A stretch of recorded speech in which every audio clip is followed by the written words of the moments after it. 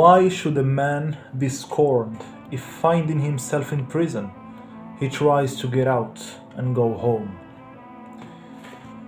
On fairy stories from the book Tree and Leaf, J.R. Tolkien. I've had this thought processing in my head for, I don't know, the last 6 months, something like that. And I've wanted to make a video, but I didn't know how to approach the topic. And I actually recorded a version of it in the countryside where I pass most of my time nowadays. But it just didn't work out. I didn't capture the feeling. And there I was just reading another Tolkien book and boom, it clicks. And I think it's a perfect segue to explain the topic of today, because this is one of the main reasons why years ago I just decided to live instead of just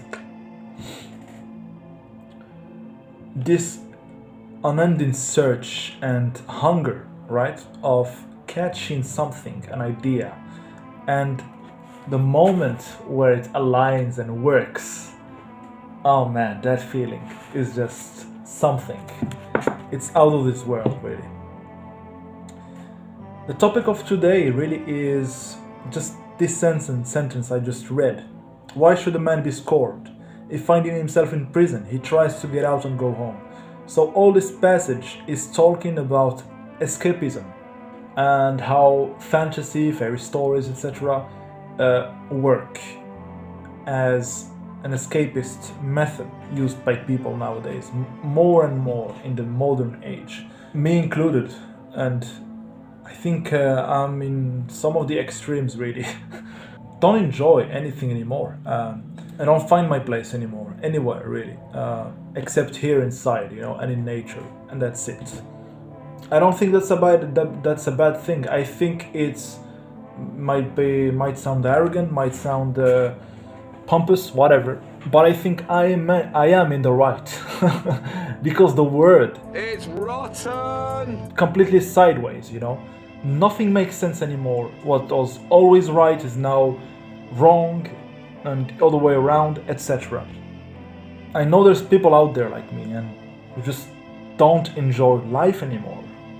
They don't enjoy their jobs. They don't enjoy socializing with people, the modern average entertainment, etc., etc., etc.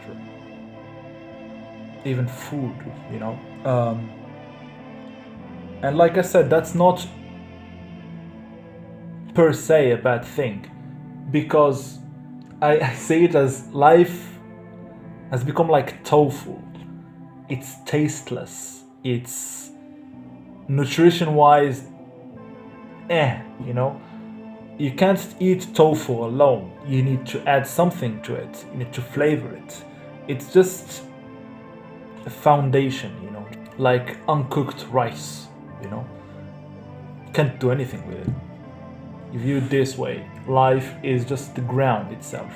But you need to do stuff. You need to work things your own way. Find your hobbies, Find something to die for, really. To die doing. That's what I meant.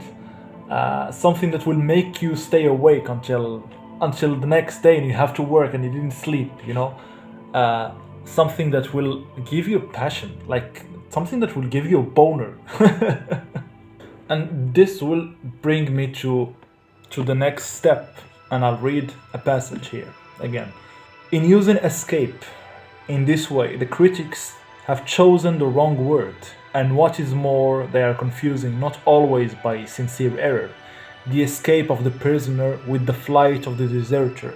Just so a party spokesman might have labeled departure from the misery of the Führers, Hitler, or any other Reich, and even criticism of it as treachery. What Tolkien means basically here is that they'll criticize you by doing what you're doing, by not participating in modern life, etc.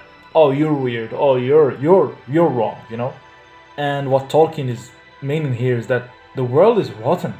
I don't want to participate in that. Just leave me alone. So stand your ground. That's all you can do. Stand your ground and keep looking. Keep looking, keep looking, keep looking. Try stuff. You can't know what you like unless you try stuff and fail miserably. There is no way around it, really, you know. To such thinking, meaning the critics you'll receive, to such thinking, you have only to say, the land you loved is doomed, to excuse any treachery, indeed to glorify it. The land you loved is doomed. The world you loved is doomed. The world you loved is rotten like a banana. Go out there, find your way through this mess. Keep standing among the ruins. To the professor, and good luck.